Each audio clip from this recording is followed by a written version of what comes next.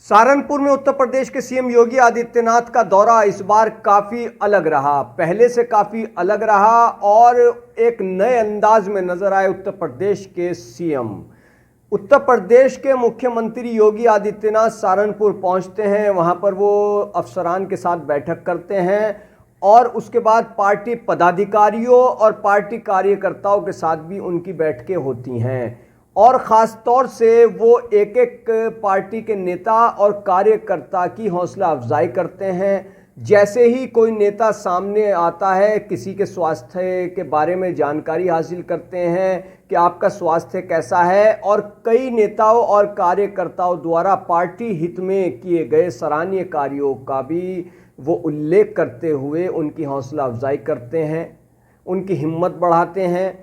इससे साफ है कि योगी आदित्यनाथ का जो सहारनपुर का दौरा रहा उसमें वो कहीं ना कहीं, या ये कहें कि स्पष्ट तौर पर आगामी लोकसभा चुनाव 2024 में मजबूती से जुट जाने का संदेश पार्टी नेताओं और कार्यकर्ताओं को दे गए। उत्तर प्रदेश के विधानसभा चुनाव 2022 में सहारनपुर से भाजपा भले ही 5 सीटों पर कामयाब रही हो, लेकिन अगर हम 2019 के लोकसभा चुनाव की बात करें तो भाजपा को यहां पर शिकस्त का सामना करना पड़ा था। बसपा ने भाजपा को चुनावी मैदान में शिकस्त दी थी और बसपा के टिकट पर हाजी फजलुर रहमान ने जीत हासिल की थी।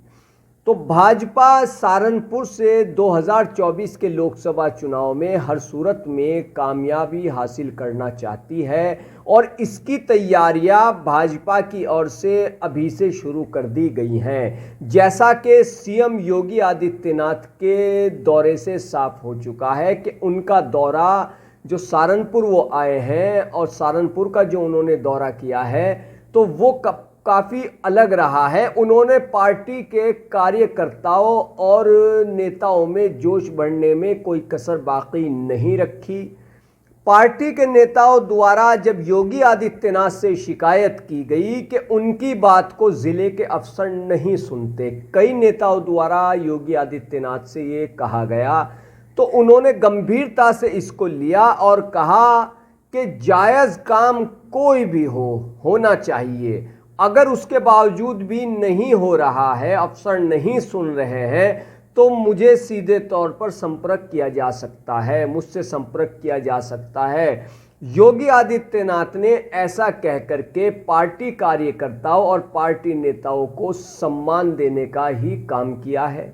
योगी आदित्यनाथ जब सहारनपुर से गए उसके बाद भाजपा के कई नेता और कार्यकर्ता खुशी में नजर आए और उन्होंने कहा कि सीएम साहब ने हमें काफ़ी इज्जत दी, सम्मान दिया और हमारी बातों को बेहद गंभीरता से न सिर्फ सुना बल्कि ये आश्वासन भी दिया कि जो जायज़ काम है, जो जायज़ बातें हैं, उनको पूरी गंभीरता से न सिर्फ सुना जाएगा बल्कि उन समस्याओं का समाधान भी किया जाएगा, और अगर उन समस्याओं का समाधान नहीं होता है तो आप सीधे तौर पर मुझसे संपर्क कर सकते हैं।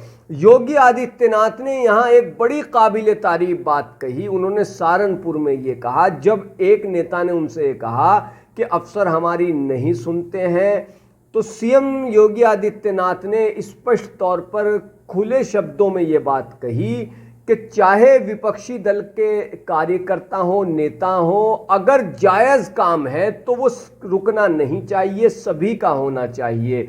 इससे साफ है कि योगी आदित्यनाथ ये संदेश भी देने की कोशिश करते नज़र आते हैं और दे भी गए हैं मुकम्मल तौर पर कि जायज़ काम किसी का भी नहीं रुकेगा। उन्होंने सहारनपुर में ये भी कहा कि हमारी सरकार बगैर किसी भेदभाव के सबको साथ लेकर चल रही है। विकास के मामले में कोई भी पीछे नहीं छूटना चाहिए, किसी के साथ कोई भेदभाव नहीं होना चाहिए, चाहे वो किसी भी समाज से ताल्लुक़ रखता हो, किसी भी पार्टी का हो, जायज़ काम नहीं रुकना चाहिए। सरकार की जो योजनाएं हैं उनका लाभ सभी को मिलना चाहिए। ऐसा सीएम योगी आदित्यनाथ ने सबका साथ सबका विकास के तहत संदेश दिया।